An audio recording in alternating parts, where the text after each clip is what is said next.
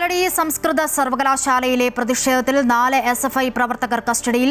PC സീസ Thomas നൽകിയ പരാതിക്ക് പിന്നാലെയാണ് നടപടി. മെബിൻ, യദുകൃഷ്ണൻ, ബേസിൽ, വിജീഷ് എന്നിവരാണ് കസ്റ്റഡിയിലായത്.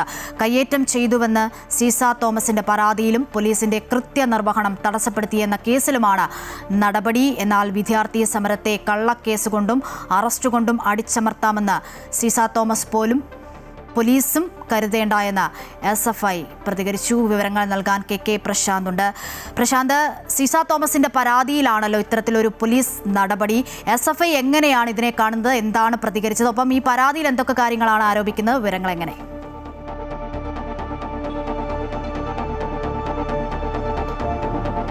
അശ്വതി, 2 പരാതിയാണ് പ്രധാനമായും പോലീസ് ഇക്കാര്യത്തിൽ എടുത്തിട്ടുള്ളത്. ഒന്ന്, ഈ പരാതിയിൽ 2 കേസുകൾ, അതായത് ഒരു കേസ് എന്ന് പറയുന്നത് സീസ തോമസ് നൽകിയ പരാതിയാണ്. അതായത് സീസ തോമസിന്റെ ഔദ്യോഗിക കൃത്യനിർവഹണം തടസ്സപ്പെടുത്തി എന്നുള്ളതാണ് പ്രധാനമായും പറയുന്നത്. അവരെ ആക്രമിക്കാൻ ശ്രമിച്ചു എന്നുള്ളതാണ് പരാതിയിൽ വ്യക്തമാക്കുന്നത്. അത് ഇന്ന് രാവിലെ നൽകിയ പരാതിയാണെന്നുള്ളത് നമുക്ക് മനസ്സിലാക്കാൻ കഴിയുന്നത്. മറ്റൊരു പരാതി പോലീസ് സ്വമേധയാ എടുത്തതാണ്. പോലീസിന്റെ നടപടികൾ തടസ്സപ്പെടുത്തി എന്ന് ചൂണ്ടിക്കാട്ടിയാണ് പോലീസ് ഇത്തരത്തിലൊരു പരാതി ഉൾപ്പെടുത്തിക്കൊണ്ട് ഒരു കേസെടുത്തത്. 2 FIR ആണ് നിലവിൽ ഈ SFI പ്രവർത്തകർക്കെതിരെയും നേതാക്കൾക്കെതിരെയും ഈ ഘട്ടത്തിൽ ഉൾപ്പെടുത്തിയിട്ടുള്ളത്.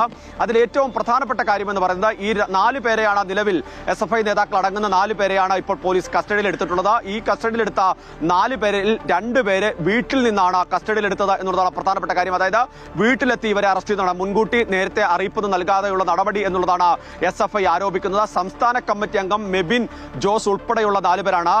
അതോടൊപ്പം തന്നെ കോളേജിന്റെ SFI യൂണിറ്റിലെ ജോയിന്റ് സെക്രട്ടറി ഉൾപ്പെടെയുള്ളവർ ഈ അറസ്റ്റിലായ കസ്റ്റഡിയിലെടുത്തവരിൽ ഉൾപ്പെടുന്നു എന്നാണ് നമുക്ക് മനസ്സിലാക്കാൻ കഴിയുന്നത്. അങ്ങനെ 4 പേരെയാണ് എടുത്തിട്ടുള്ളത്. SFI ശക്തമായ പ്രതിഷേധം ഇതുമായി ബന്ധപ്പെട്ട് മുന്നോട്ട് വെക്കുന്ന SFI പറയുന്നത് കഴിഞ്ഞ 28 ദിവസമായി ഇത്തരത്തിലൊരു സമരം ആ ക്യാമ്പസിൽ നടക്കുന്നുണ്ട്.